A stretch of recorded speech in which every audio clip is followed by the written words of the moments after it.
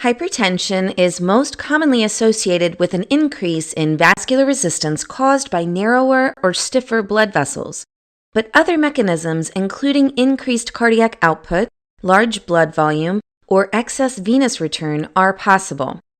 These factors are the targets of antihypertensive agents, which can be grouped into several categories. Diuretics, which promote sodium and water excretion by the kidneys and thereby decrease blood volume. Medications that inhibit the sympathetic nervous system or the renin-angiotensin system. And vasodilators, which dilate blood vessels and thereby decrease vascular resistance. Of the three classes of diuretics used for treating hypertension, thiazides are the most commonly prescribed. Thiazides act on the distal tubule of nephrons, which reabsorbs only a small portion of the sodium load, so their diuretic effect is less powerful than that of loop diuretics, which act on the thick ascending limb of the loop of Henle.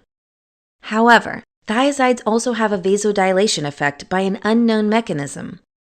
The two classes produce similar side effects, but the side effects are more severe with loop diuretics.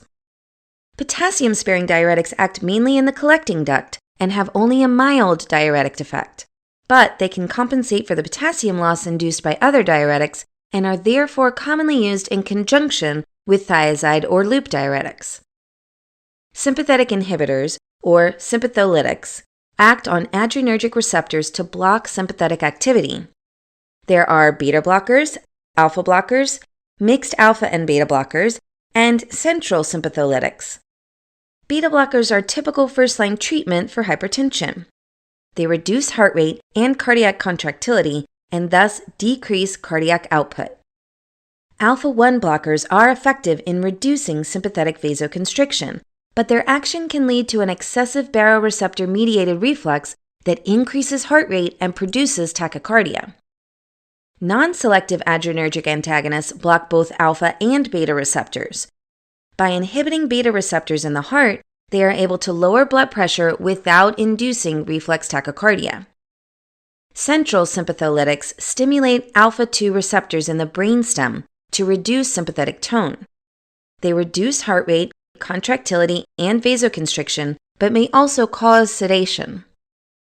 Renin-angiotensin system blockers include ACE inhibitors and angiotensin receptor blockers.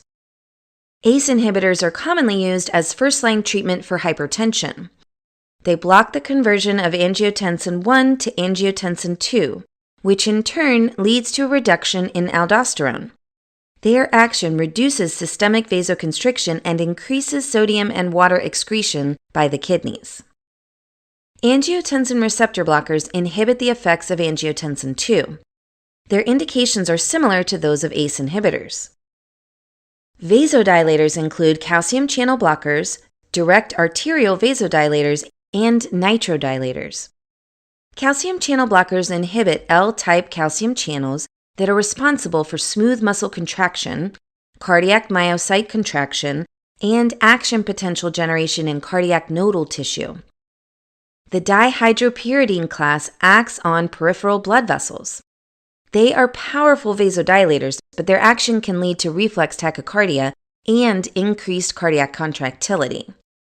Non-dihydropyridine agents, on the other hand, primarily act to decrease heart rate, contractility, and cardiac conduction speed, and are less effective on peripheral vessels.